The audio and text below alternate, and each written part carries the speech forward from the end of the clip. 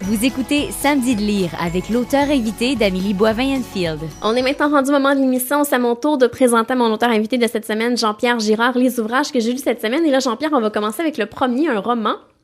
Oui, c'est un roman qui s'appelle Le dernier battement de cœur de Simona Sparaco. On fait attention, Sparaco, S-P-A, etc. Alors, c'est l'histoire de Luce et Pietro qui attendent la venue de leur premier enfant tant désiré après plusieurs années d'essais. Et le jour de la dernière échographie va chambarder leur vie à jamais. Les médecins vont découvrir que Lorenzo, le bébé qu'elle porte, souffre de dysplasie du squelette. Alors, Luce est à la 29e semaine de grossesse et l'avortement thérapeutique est interdite après la 23e semaine en Italie. Alors, le couple devra prendre une grande décision qui aura une incidence sur le reste de leur vie. Alors, ils vont devoir se rendre du côté de Londres pour aller voir des spécialistes.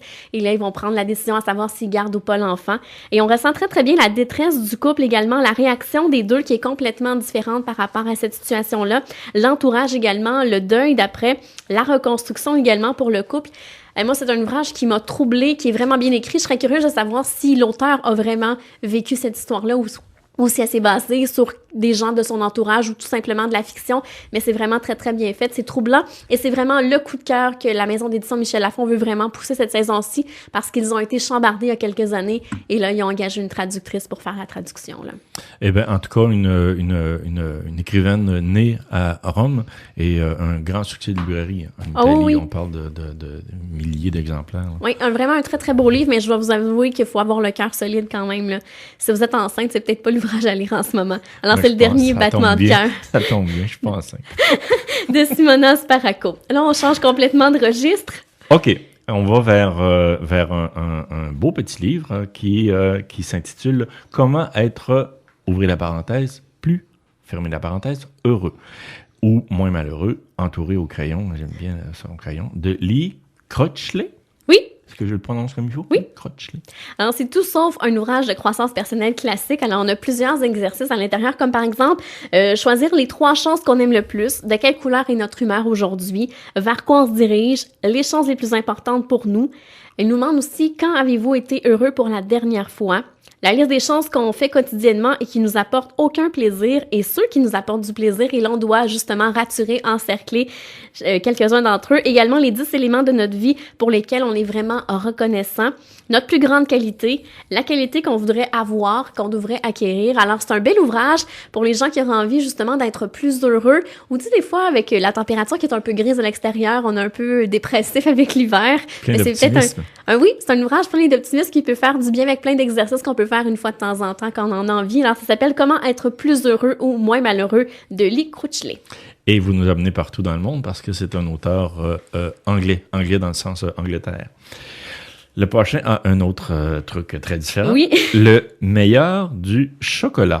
Et là, c'est un collectif ou je vois pas le nom de l'auteur? Il n'y a pas d'auteur. Il n'y a pas d'auteur. Ah. Bon, Alors, je crois que c'est un recettes. collectif, justement, de plusieurs recettes. Et en fait, il y a 75 recettes de chocolat. Alors, de la mousse, des crèmes, des tartes, des gâteaux, des goûters, des sucreries, des desserts glacés. Les photos sont vraiment magnifiques. Si vous aimez, comme moi, le chocolat, c'est vraiment un bel ouvrage à se procurer. On offre des variantes également pour chacune des recettes, des trucs de cuisinier.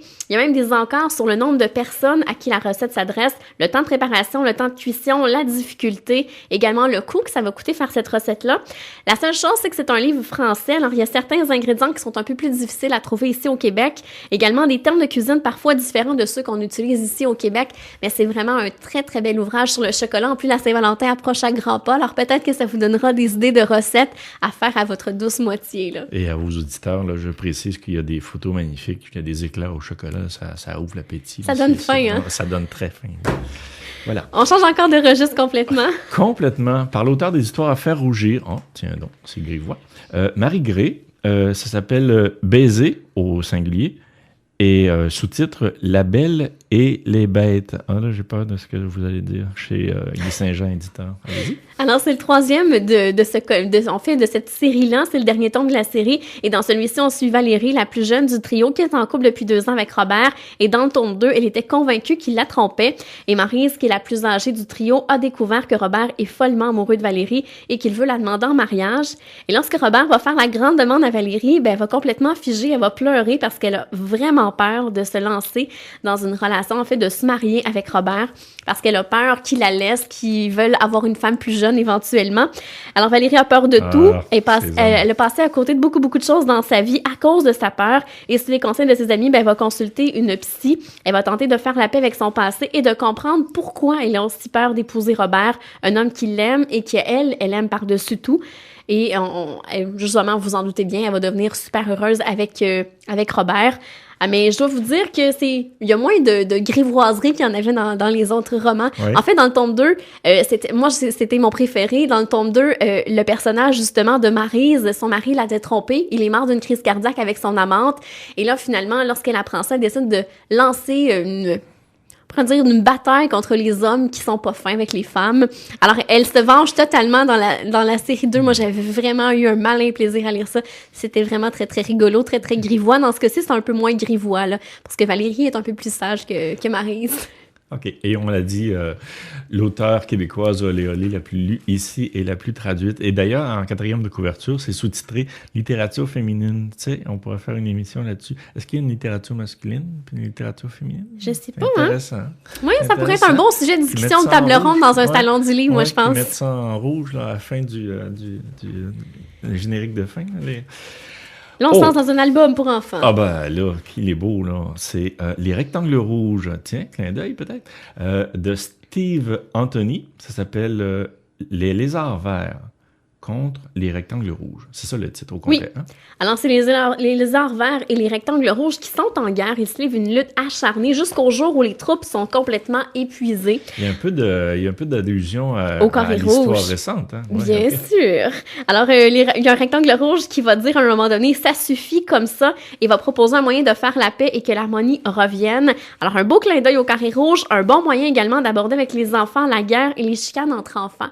Alors, je pense que c'est un bel outil, autant pour les parents que dans les garderies. Moi, j'ai eu vraiment un beau plaisir à lire cet ouvrage-là qui est chez Scholastique. Ça s'appelle « Les Lézards Verts contre les Rectangles Rouges », Steve Anthony. Et puisque, bon, à mes yeux, le traducteur est un créateur à 100%, on peut lire que c'est le texte français est d'Isabelle Montagnier. Donc, l'auteur, c'est Steve Anthony, mais le texte français, la traduction, donc, d'une dame Montagnier. On le dit aux éditions Scholastique. Oui. Un autre bel album de chez Scholastique. Et là, on termine avec le dernier. Ah ben là, on est vraiment... Vous nous amenez n'importe où. Hein, oui! C'est un agenda. Non, c'est pas un agenda. Non. Alors, ça s'appelle « Respirer, bouger, sourier » de Julie Marchand. Oui. Et on vous invite à adopter un nouveau mode de vie quotidien plus sain. Alors, le livre va vous aider à exploiter le plein potentiel de votre corps.